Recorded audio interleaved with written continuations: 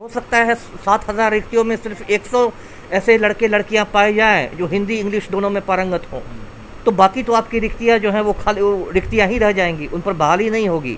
तो आपने कागज़ पर दिखा दिया कि भाई 7,000 रिक्तियां निकली हैं, लेकिन वास्तविक बहाली आप 100 लोगों की करेंगे, तो ये तो अपने आप में एक धोखाधड़ी हो गई।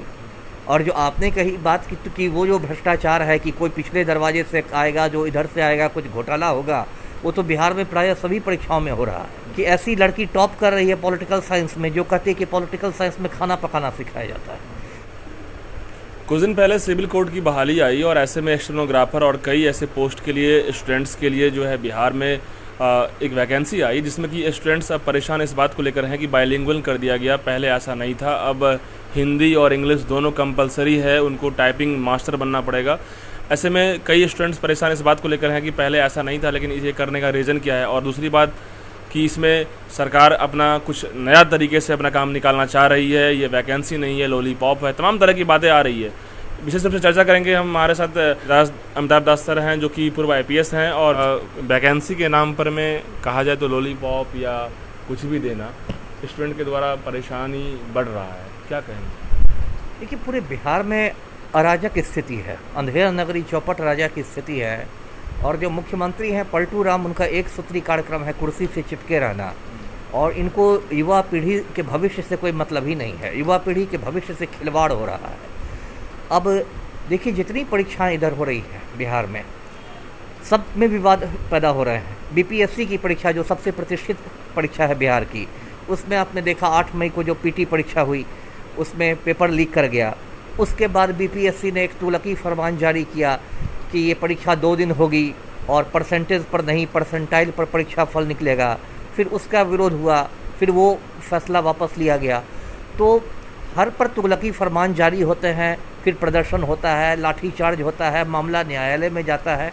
देखिए, वजह यह है कि सरकार की नीयत ही साफ नहीं है, सरकार की नीयत में ही खोट है। सरकार सिर्फ चाहती है, जो आपने कहा लॉलीपॉप वाली बात, वो बात है कि सरकार सिर्फ चाहती है कि युवाओं को उलझाए रखो, सब्ज बाग दिखाते रहो कि हाँ इतनी भर्तियां निकल रही हैं। कोई बोलता है 19 लाख भर्तियां कर देंगे, कोई बोलते हैं 20 लाख भर्तियां कर देंगे। तो इस तरह से लोगों को बस उलझाया जा रहा है, सब्ज बाग दिखाया जा रहा है। ये लोग सपनों के सौदागर हैं। मैं यदि कहूँ तो ये दो नेता लोग जो हैं, जो केंद्र में हों या बिहार में हों, ये लोग सपनों के सौदागर हैं। ये लोग सिर्फ सपने दिखा के वोट लेना जानते हैं।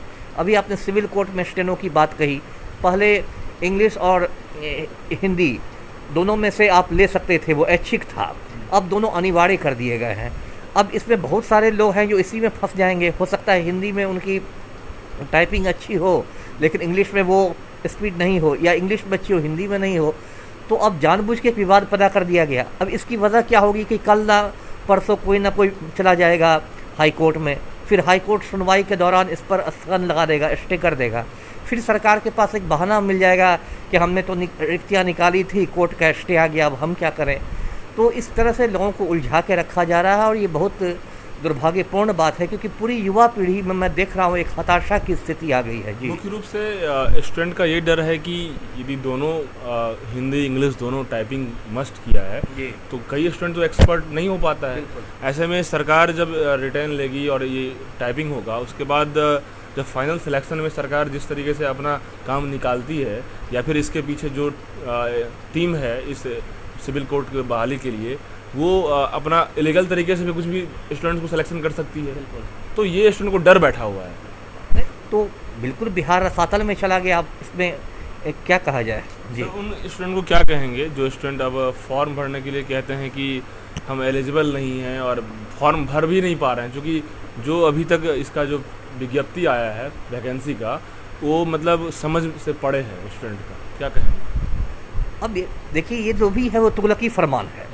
तो पहली बात तो मैं कहूँगा कि इसका विरोध होना चाहिए। कोई भी यदि तुगलकी फरमान हो तो उसका विरोध होना चाहिए।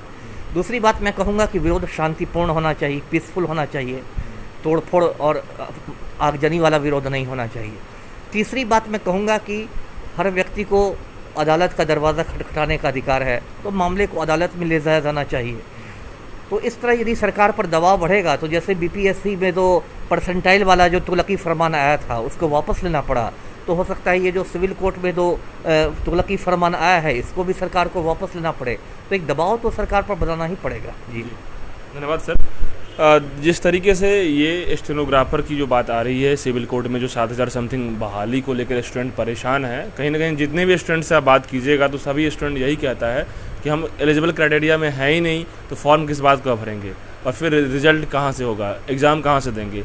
बात ये आती है कि कई स्टूडेंट साहब कह रहे हैं कि सरकार से हम लोग गुहार लगाए हैं, पीएमओ ऑफिस में हमने इसका दिया है, मतलब कि एप्लीकेशन दिया है। कई स्टूडेंट और छात्र नेता दिलीप भी लगातार यही कह रहे हैं कि सरकार को इसको जब तक नहीं इस पर फोकस करेंगे, जब तक नहीं सुधार करेंगे, तो फिर आने वाला टाइम में फिर वही बीपीएससी की तरह हम लोग सड़कों पर उतरेंगे और फिर यदि सरकार नहीं सुनेंगे तो इसको लेकर हम लोग फिर एक बार सड़क पर उतरेंगे, सरकार का विरोध करेंगे और अंतिम में सरकार को सुनना पड़ेगा। क्योंकि स्टूडेंट्स की ताकत बहुत अहम होता है और किसी भी बहाली के लिए आप बहाली सिर्फ निकाल देते हैं और आप कुछ भी बोल देते हैं, वो नहीं। स्टूडेंट्स के जो क्राइटेरिया में होना चाहिए, जो संभव है वो भी दिखाना ज़रूरी है और उसको जो विज्ञप्ति निकाले हैं वैकेंसी का, उसमें सुधार बहुत ज़रूरी है।